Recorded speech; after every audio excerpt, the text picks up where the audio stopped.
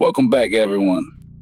We have to address the Rockstar Games announcement. The pre orders are dropping at midnight, and the internet is, well, to put it mildly, it's heated. We are looking at $80 for the standard edition and a Benjamin Franklin price tag for the Ultimate Edition. Yeah, I've been reading the comments all morning. The paywall discourse is everywhere. Some people might call it predatory, specifically because of those shops being locked behind the Ultimate Edition. Look, I've been around since the GTA 4 and 5 launches. We used to just walk into GameStop, buy the game, and we had everything. This feeling of closed doors in a single-player game, it's a new, and honestly pretty frustrating territory for Rockstar. That is exactly where my head is at. If you're a completionist, you know the type. The players who want every single icon on the map to be grayed out, seeing Ride Out Customs. Stock 305 or One-Eyed Willie's listed as exclusive to the $100 version feels like you're getting an incomplete game at the standard price. It's like buying a house, but being told you can't use the garage unless you paid the ultimate deposit. For real, and the GTA community are frustrated. But as someone who has experienced previous GTA launches, let's break down what we actually know. Ultimate Edition adds the classic car restoration missions, but those tattoo parlors and specialized mods are mostly cosmetic flair. Is it a paywall? Technically, yes. You are paying for content that isn't in the base game, but is it core gameplay? Nah, looking at the descriptions from Rockstar, these are side activities, ways to customize your experience further in story mode. So, you're looking at it as missing flair rather than a missing story? Yeah, exactly. If you're the type of player who just wants to run the story of Jason and Lucia, the standard edition is going to give you the entire experience. You aren't losing out on the narrative.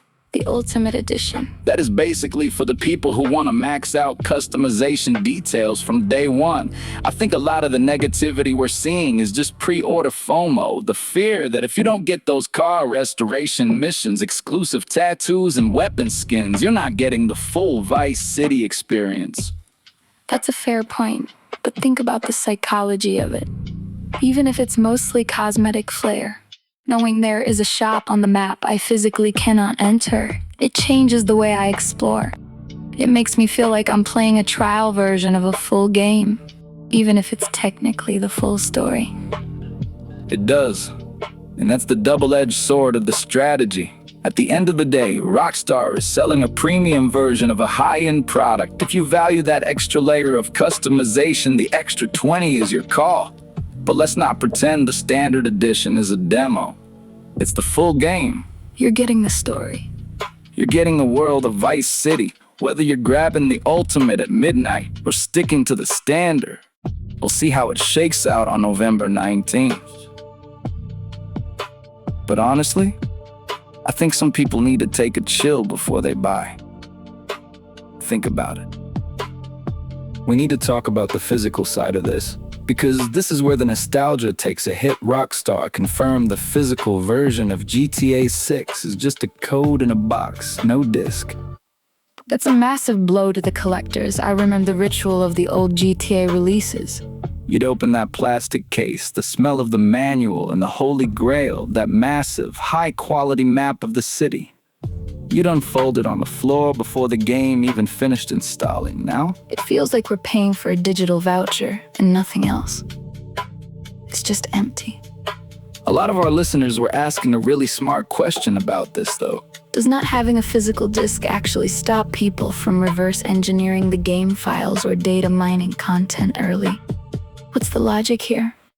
That's a popular theory, and there's truth to it, but it's not a magic bullet. The code-in-a-box approach definitely stops the classic retail store leak, where someone buys a copy at a shop, say 2 weeks early, and dumps the files online. That is clearly what they're trying to kill. But is it a fix for data mining? No. Once that digital download unlocks on November 19th, those game files are live on millions of consoles. If hackers want to dig into the code to find secret mechanics or future DLC plans, they're still going to do it. This isn't a security fix. It's a cost-saving measure for Rockstar to control the launch window. Speaking of that launch, let's clear up the confusion regarding early access. A lot of people are seeing dates floating around. Yeah, to be clear, There is no early access for the Ultimate Edition. Everyone plays on the same date, November 19th.